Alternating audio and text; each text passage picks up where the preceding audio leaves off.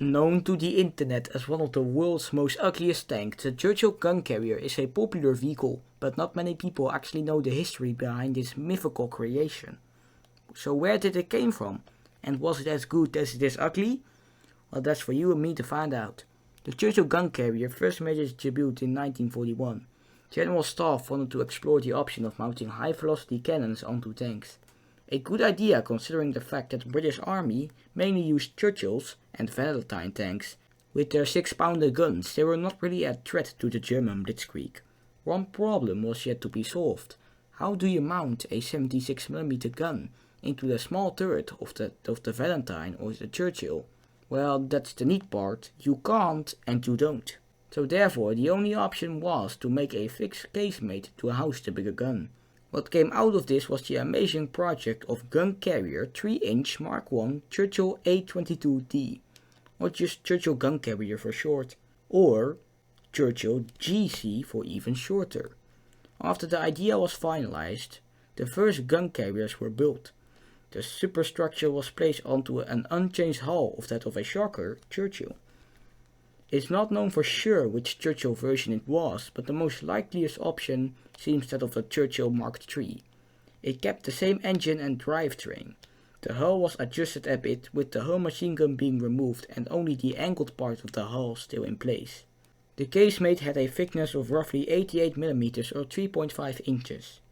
On the left side of the vehicle was the main weapon of this box, a QF 3-inch 20 CWT anti-aircraft gun.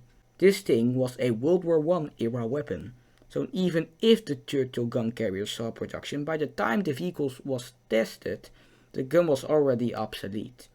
Vauxhall was provided with 100 of these guns to construct the test vehicles. On a side note, these guns were also used on the Navy ships in an anti-aircraft role. You could also find this cannon on many of the test turrets for the TOC 2. In the ball mount, the gun could depress by 10 degrees and elevate by 50, which was enough to hide the vehicle if needed.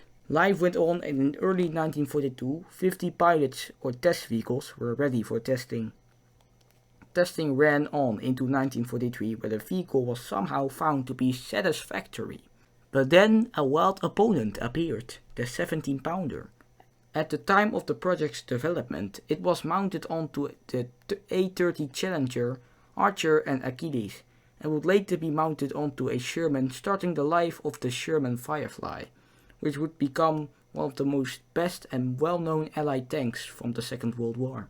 With a top speed of 24 km per hour or 15 miles per hour, it was outclassed in terms of mobility by every other tank, at the expense of armor. To make it even worse, the regular Churchills were now crafted with 75mm guns. And so with that, all those tanks solved the problems the Churchill Gun Carrier had been designed to solve. And at this point in time, the project was cancelled. None of the Churchill Gun Carriers saw active service or combat, and were either scrapped or leaving behind to rot away for eternity. But there's more to it. Some Churchill gun carriers were converted once again into a snake mine system. Known as the Wurzlinzer mine exploder, the snake was a line charge mine clearing device designed by the Canadians. 25 snake tubes were put on either side of the casemate, giving a total of 50 snakes to play with. The main gun had to be removed for this modification.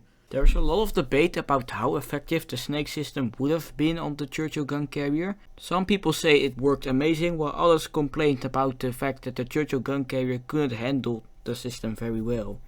However, the result was clear.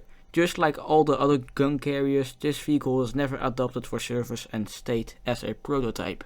Lastly, I want to talk about the top gun the Churchill gun carrier uses in World of Tanks PC and in World Blitz. It's the OQF 32-pounder AT gun, used by the A-39 Tortoise. Although the Churchill gun carrier had failed, it was not in vain.